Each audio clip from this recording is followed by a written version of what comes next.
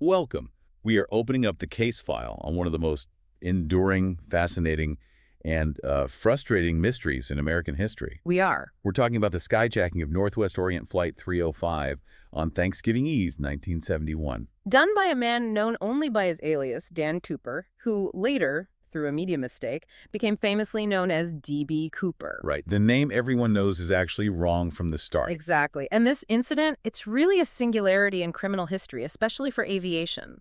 It's the only documented successful case of air piracy in commercial aviation where the person just vanished. Completely. Never identified, never caught. And what defines this story isn't just the crime, it's the sheer volume of forensic evidence, and a lot of that evidence is contradictory. It also caused this seismic shift in how we travel. So our goal today is to really sift through the documents, the FBI reports, the testimony from the flight crew, all the forensic analyses, and try to assemble the clearest possible picture of this case. We're going to look at the planning, the science, and that huge debate over whether he could have actually survived jumping into the wilderness. Okay, so let's begin the story. It's November 24th, 1971, at Portland International Airport. Thanksgiving travel is kicking into high gear. And the initial interaction is, well, it's surprisingly low-key for what's about to happen. Almost mundane. Completely mundane. Yeah. This man, who gives his name as Dan Cooper, he walks up to the Northwest Orient Airlines counter. He pays in cash. A key detail. A very key detail. He buys a one-way ticket for Flight 305, which is just a very short 30-minute commuter flight north to Seattle. And the physical description from those first eyewitnesses, it's quite specific, isn't it? It suggests a certain type of person. Very. He was described as a white male, probably in his mid-40s. He had dark hair, brown eyes, and his clothes were just intentionally unremarkable. A business suit. A black or brown business suit, a thin black tie, a black raincoat, brown shoes. He's carrying a briefcase. He's basically the picture of an ordinary, maybe slightly weary traveler just trying to get home for the holiday. So he gets on the plane, takes his seat, 18E, and he orders a bourbon and 7-Up. A detail which, later becomes very relevant to his profile. And then the aircraft takes off. At what point does this stop being a normal flight? It starts very subtly. Soon after they reach cruising altitude, Cooper signals to the flight attendant nearest to him, Florence Schaffner. She was in the jump seat right behind him. And he just hands her a note. He hands her a folded note. And Schaffner later testified that she just dismissed it. She thought it was a lonely businessman trying to give her his phone number. Something that probably happened all the time. Right. It was common. So she just tucked it into her purse, unopened. And Cooper, of course, couldn't have that. He corrects her, but very quietly. He leans in, softly enough that no other passengers would notice, and he whispers something chilling. What did he say? The quote is, "Miss, you'd better look at that note. I have a bomb." And the note itself? The FBI later got it back. It was meticulously printed in neat, all-capital letters with a felt tip pen. It spelled out his demands. So once Schaffner realizes what's happening, she told to sit next to him. And that's when he shows her. Yes, a brief, terrifying confirmation. He opens his black attaché case just enough for her to get a look inside. What did she see? She reported seeing what looked like 8 sticks of explosive. They were red cylinders, arranged in 2 rows of 4, all wrapped together with wires leading to a large cylindrical battery. For all intents and purposes, it looked like a real, live bomb. But our sources bring up a forensic point here. Ugh. The FBI later questioned what that device was actually made of, didn't they? They did. Since Cooper took the bomb with him, they never got to examine it. But based on Schaffner's description of those bright red cylinders, agents thought they might have actually been highway flares or maybe railroad torpedoes. Because dynamite isn't usually bright red. Exactly. Commercial dynamite is typically brown or beige, but, they couldn't know for sure at the time. The authorities had absolutely no choice but to treat it as a live explosive. So Captain Scott and the crew, they're now in a hostage negotiation. Cooper's demands, which get relayed first through Schaffner and then mainly through the other flight attendant, Tina Mucklow, were very specific. Very professional and non-negotiable.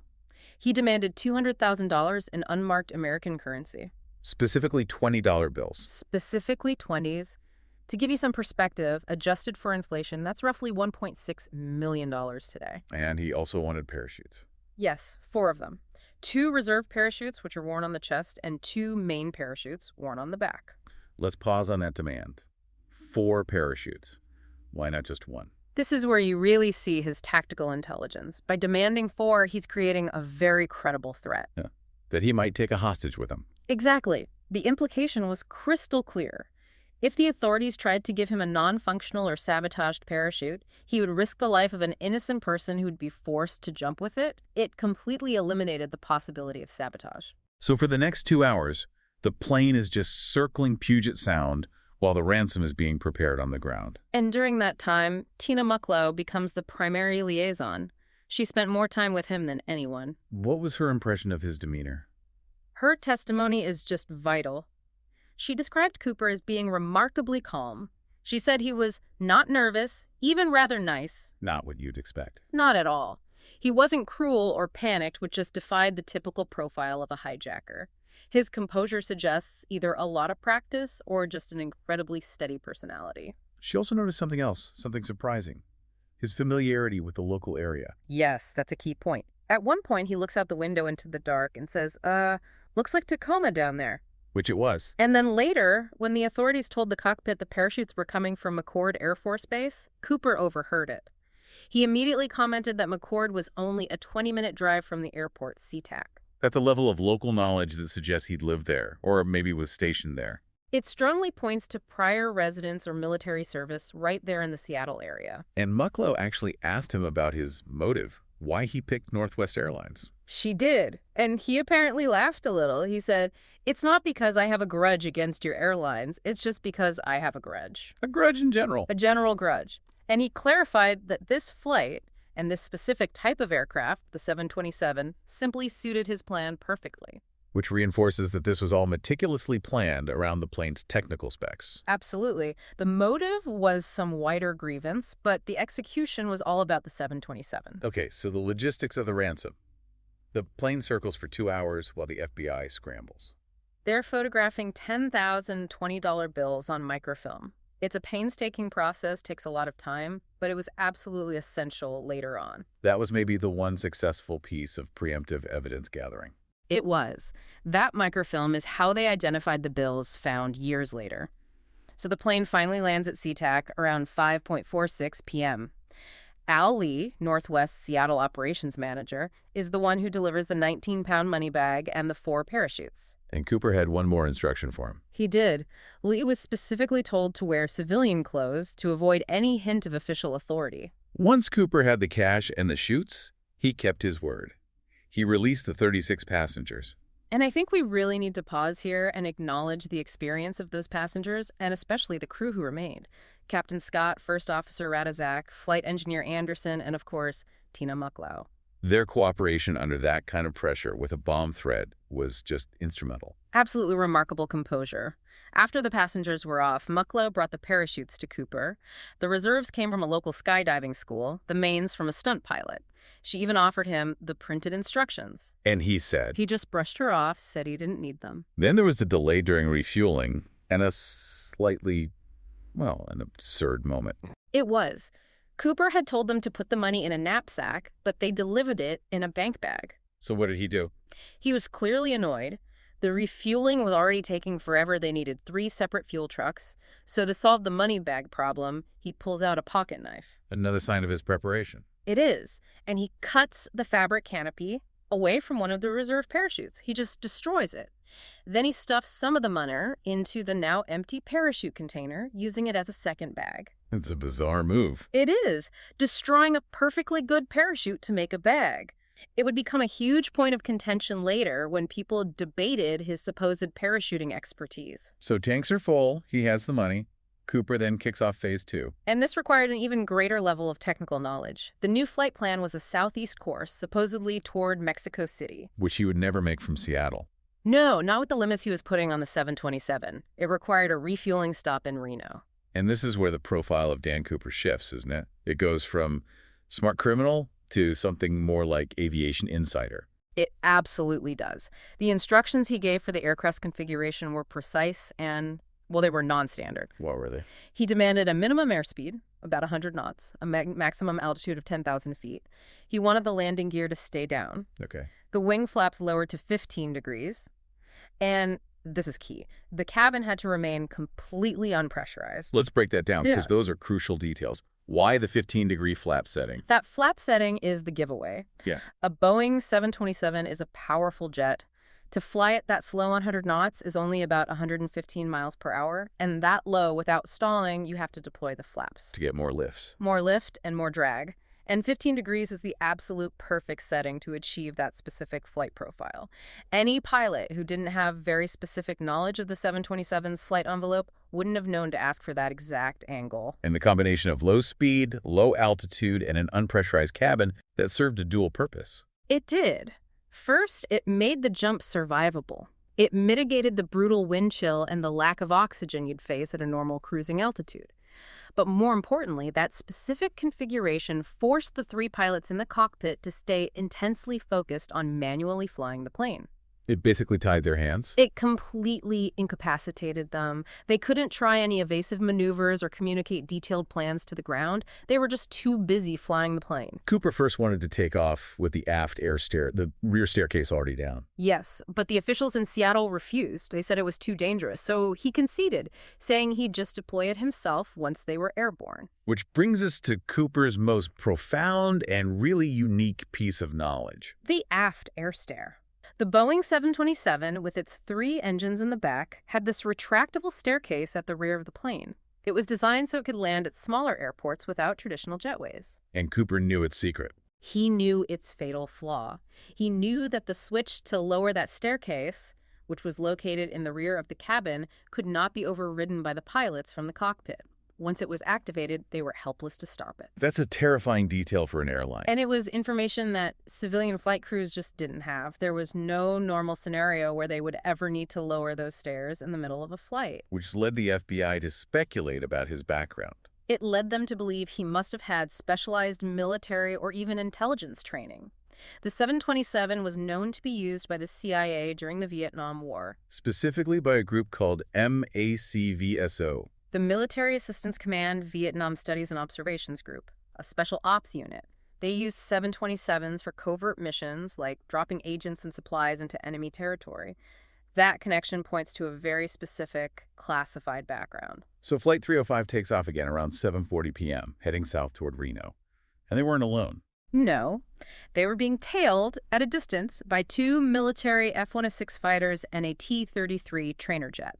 They were flying high above the 727, trying to maintain visual contact without being spotted by Cooper. Shortly after takeoff, Cooper tells Tina Mucklow to go back to the cockpit. Yes, he tells her to go into the cockpit, close the partition curtain, and not come back. That was her last interaction with him. And she made one last plea. She did. She asked him, please take the bomb with you, and Cooper replied he would either disarm it or take it. And as she left, she saw him doing one last thing. As she turned to close the curtain, she saw Cooper tying what looked like the heavy money bag around his waist.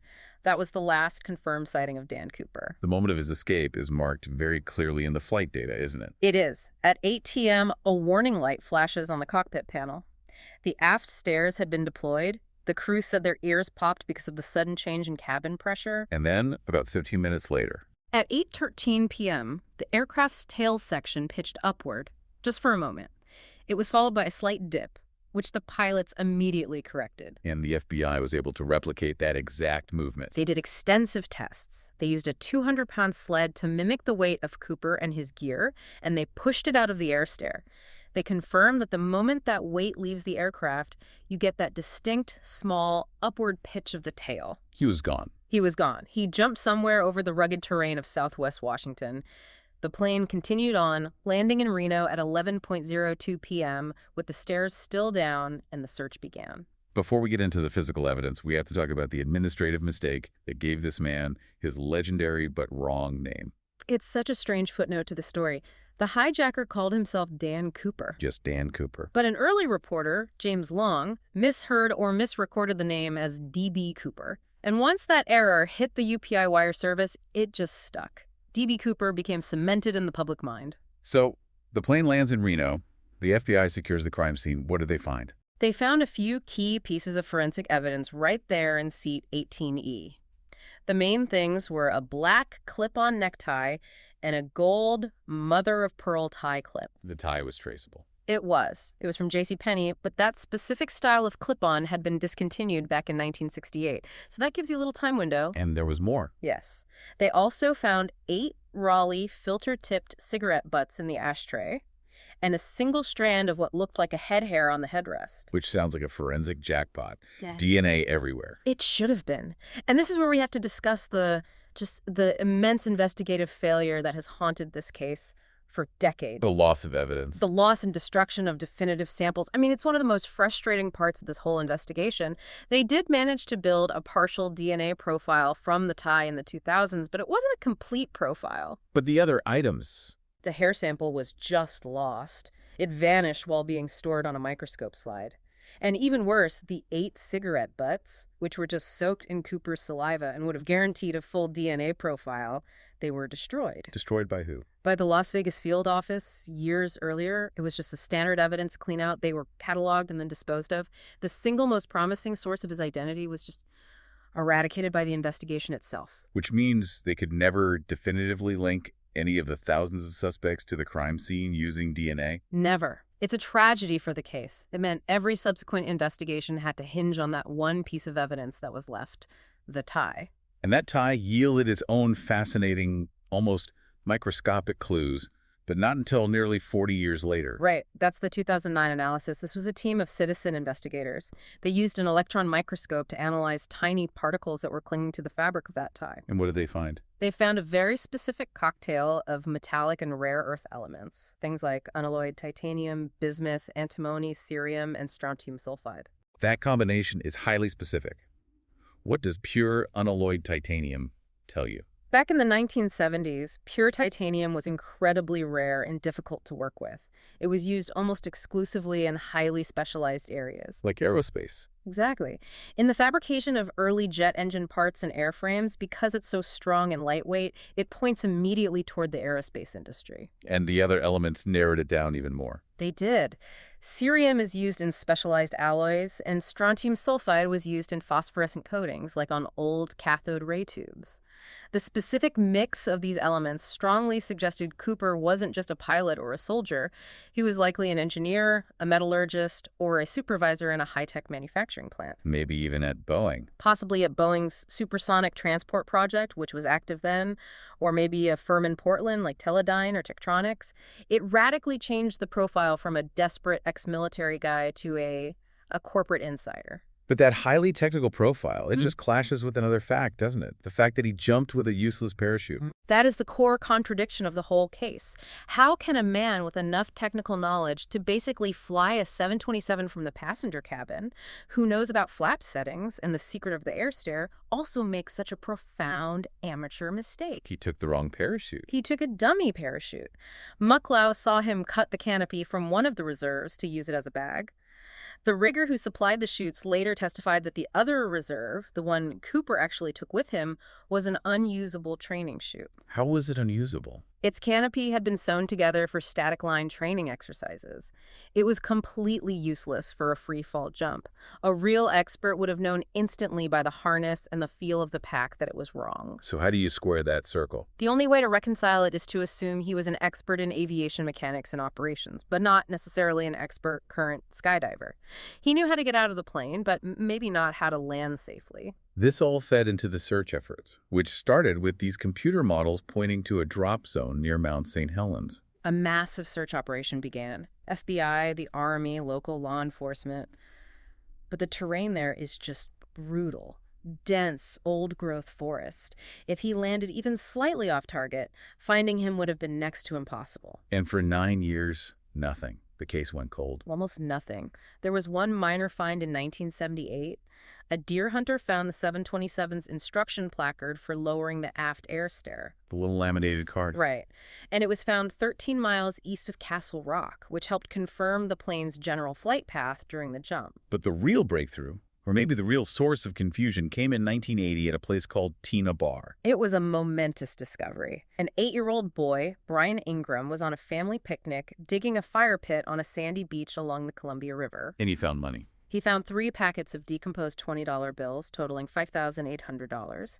And when the FBI checked, the serial numbers were a perfect match to the ransom money. That should have solved it. Should have told him where he landed. It should have. It suggested the money had washed down the Washougal River watershed into the Columbia.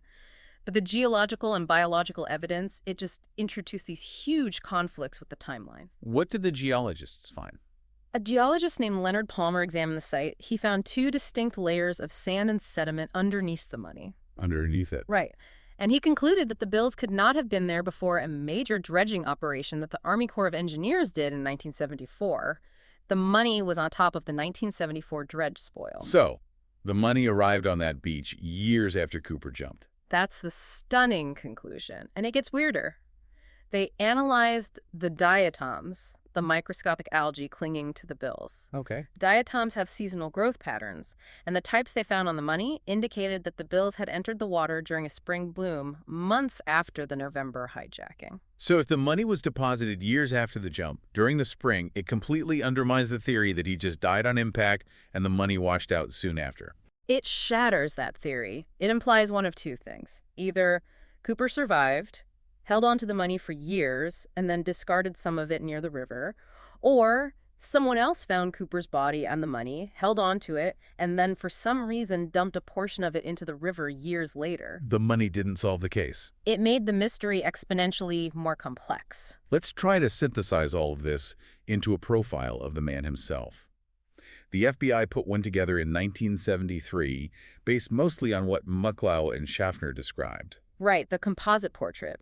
It described a man in his mid-40s, somewhere between 5'10" and 6 foot tall, weighing about 170 to 180 pounds. And his features. An olive complexion, brown eyes, and short, neatly combed back black hair. And witnesses all agreed he spoke without any obvious regional accent. Though there was a slight discrepancy in the height. A slight one. Some passengers thought he was a bit shorter, maybe 5'9", and described him as slight, which could mean the business suit was hiding his true build. In the psychological profile, it suggested financial desperation, which seems to contradict how well-planned everything else was. The FBI believed the motive was acutely financial. He was desperate, but he also had that underlying grudge he mentioned. They concluded he was not a common criminal. He was too intelligent, too methodical. And too self-reliant. His quick thinking, cutting up the parachute for a bag, and his insistence on getting all his notes and even his empty matchbook back, it all showed a keen desire to avoid leaving a trail. His consumption habits also paint a very specific picture. He was definitely a smoker. The FBI estimated he was a chain smoker, maybe a pack a day, based on the number of Raleigh's cigarette butts. And even though he ordered that bourbon, he refused a second drink. He was staying sober for the mission. Absolutely. Maintaining total control for the technical parts of the escape. And that alias, Dan Cooper, it still points heavily to a European connection. It does. It comes from a French-language Belgian comic book series about a Canadian Air Force test pilot named, Dan Cooper. And those comics were pretty much unknown in the U.S. at the time. Virtually unknown. So the FBI theorized that the hijacker was either European himself or had spent a significant amount of time in Europe, maybe with the Air Force, where he could have encountered the series. Which brings us to the biggest question of all. Did he survive the jump? For years, the official stance was pretty skeptical. Initially, the odds were heavily stacked against him. The FBI's chief investigator, Larry Carr, argued very strongly against survival. He based it on the conditions and Cooper's lack of proper gear. What were the main points against him? First, the conditions were just lethal. He jumped into a 15-degree Fahrenheit wind chill at 10,000 feet, in total darkness, in a November rainstorm. Second, his gear was all wrong. Completely wrong. He was wearing loafers, a business suit, a trench coat, no helmet, no gloves, no survival equipment whatsoever. And third, he had no plan for the landing. He was jumping into dense, rugged, heavily wooded terrain without a prearranged escape or an accomplice on the ground. It was incredibly risky. Carr had a famous quote about it. He did. He said, "No experienced parachutist would have jumped in the pitch-black night, in the rain, with a 172-mile-per-hour wind in his face wearing loafers and a trench coat. It was simply too risky." So the initial thinking was that he died on impact. Or from hypothermia, or he drowned in a river. And this was reinforced by the fact that the rest of the ransom money never, ever showed up in circulation. But the argument for survival, it started gaining a lot of traction, mainly because of the wave of copycats that followed him. The copycat craze of 1972 completely changed the FBI's internal thinking. There were 15 attempted hijackings, just like Cooper's, in the year that followed. And crucially, several of those guys, who were often less experienced and less prepared than Cooper, they jumped and survived. You're talking about people like Martin McNally. Exactly. McNally tried a very similar hijacking just a few months later. He wasn't an experienced skydiver. He had to be shown how to even put on his reserve chute. He jumped at nearly twice the speed Cooper did. And he survived. He lost the money bag, but he landed completely unharmed in a field. Frederick Hahnemann was another one who jumped and was caught later. The evidence showed that even non-experts could survive that kind of jump. And this forced the original lead investigator, Ralph Himmelsbach, to change his mind. It did. Himmelsbach publicly revised his estimate. The consensus shifted from certain death to a pretty high probability of survival, especially since Cooper had controlled the plane's speed and altitude so precisely. As one senior FBI agent put it, He said anonymously in 1976, "I think he made it. I think he slept in his own bed that night. He could have just walked out, right down the road." and the legal system seemed to agree with the survival theory, too. Yes, in 1976, a grand jury indicted John Doe, a.k.a. Dan Cooper, for air piracy. Which was a clever legal move. It was vital. By indicting a John Doe, they ensured that they could prosecute him if he was ever caught, no matter how many years passed. It bypassed the statute of limitations. The FBI was ready for him to reappear for decades. So the FBI ended up with this massive 66-volume case file. They went through over 1,000 serious suspects over 45 years. Most were eliminated pretty quickly. Witness descriptions, fingerprint analysis, but a few key figures remained viable suspects for a long time. We have to start with Richard McCoy Jr. He was the most famous copycat. Absolutely. 4 months after Cooper, McCoy stages an identical 727 hijacking. Same demands, same method. He jumps, but he gets caught pretty quickly. So why was the FBI so sure he wasn't the original Cooper? The physical mismatches were just too big. McCoy was only 29, much younger than Cooper's estimated mid-40s. He had light blue eyes, protruding ears. Cooper had brown eyes. And his habits were all wrong. Totally wrong. McCoy was an observant Mormon. He didn't smoke or drink. Cooper was chain-smoking Raleighs and ordered a bourbon. McCoy was a copycat, not the original. Another really interesting suspect is Ted Braden. His military background fits that CIA 727 theory perfectly. Braden was a former Special Forces commando, a master skydiver with over 900 jumps. And critically, he had served in MAVSAG in Vietnam. The same special ops unit that used 727s for covert missions. The very same. He would have been exactly the type of person to have that classified knowledge about the aft air stair. He was 43 at the time, fit the general description. So what kept him from being the prime suspect? Well, his military record listed him at 5'8", which is a bit shorter than the flight attendants reported. And he didn't really have a clear motive for that grudge Cooper talked about, but that MCV-SOG connection is almost too strong to ignore. Okay, next up is Joe Lakich. His potential motive is extremely compelling, and he also has a connection to the rare metals on the tie. Lakich provides maybe the strongest motive for the grudge. He was a retired Army major. And just weeks before the hijacking, his daughter was tragically killed during a botched FBI hostage negotiation. That would certainly fuel an intense grievance. It would. And the forensic connection is there, too. Lakich worked as a supervisor at an electronics capacitor factory. That's an environment where he would have been exposed to those highly specialized metals, like the pure titanium and the rare earth elements they found on the tie. Then there's the deathbed confession of Dwayne Weber. Weber was a compelling suspect for a while. On his deathbed, he told his wife, "I am Dan Cooper." His habits matched the profile. He drank bourbon, he was a chain smoker. And his wife remembered something else. She did. She recalled a strange trip they took to the Columbia River area years after the hijacking. She remembered him throwing a trash bag into the water right upstream from Tina Bar, which could potentially link him to the recovered money. But the physical evidence just didn't line up. No. When the FBI got samples from Weber's remains, neither his fingerprints nor his DNA matched the partial profile from the tie. He was officially eliminated. And more recently, in 2018, a new suspect was proposed, William Smith. Smith was a World War II vet with naval aviation experience, so he had the aircraft knowledge. And his proposed motive was a grievance against the corporate establishment. He lost his pension after a railroad bankruptcy in 1970. Which fits the grudge theme. It does. The analyst who proposed him even found that the alias might have come from a name in his high school yearbook, an Ira Daniel Cooper. But like all the others, it lacked any definitive forensic proof. So, despite all the public fascination, The FBI eventually had to close the active phase in the case. In July 2016, they officially suspended the active investigation. They cited the age of the case, the lack of new leads, and just the need to focus resources on more urgent issues. But they didn't close the book entirely. No, they said they would still review any legitimate physical evidence that turns up, specifically the rest of the ransom money or the parachutes. The 66-volume case file is still preserved for historical purposes. Ultimately, Cooper's biggest legacy wasn't the mystery itself, was it? It was the massive, permanent change he forced on global aviation security. The audacity and success of his crime, plus all those copycat attempts, it was a huge wake-up call. It showed the world just how vulnerable commercial aviation really was. The reforms were swift and dramatic. What were the immediate changes? The most visible ones were mandatory metal detectors at all airports and mandatory baggage inspection, which started in early 1973. That fundamentally changed the experience of flying for everyone. And they started watching out for people paying cash for tickets. Exactly, a direct response to how Cooper bought his ticket. And the Boeing 727 itself had to be physically modified so this could never happen again. Cooper had exposed a fatal flaw in its design. So every Boeing 727 was retrofitted with a device they quickly named the Cooper vane. What does that do? It's a simple but brilliant piece of engineering.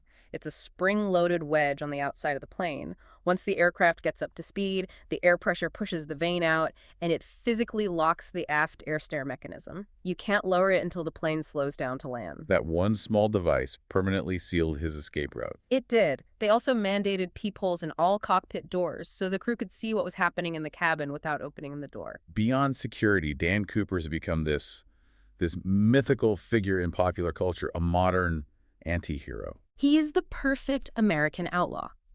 It's a story that combines technical brilliance, audacity against the system, and the ultimate magic trick of vanishing without a trace.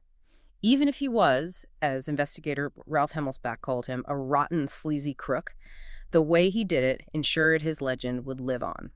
We have spent time today meticulously examining the evidence around Dan Cooper, from that first encounter in Portland to the technical details of his escape and the scientific analyses that just seem to create more questions than answers. And that central contradiction, it's still rooted in the physical evidence. You have this man with profound knowledge of a 727 who takes a useless training parachute. And most importantly, you have the evidence at Tina Bar, the sediment layers, the diatoms that completely challenge the timeline. Suggesting the money wasn't lost immediately. But was put into the river system years later, maybe after being stored by Cooper or by someone who found him? So, as you consider the enduring mystery of the only successful unsolved act of air piracy, remember this crucial fact. If the recovered ransom money only arrived at Tina Bar years after the jump, what does that tell us about Dan Cooper's initial landing? And who buried or stored that cash before the Columbia River carried it away? The disappearance might not have been immediate, but calculated. Thanks for listening.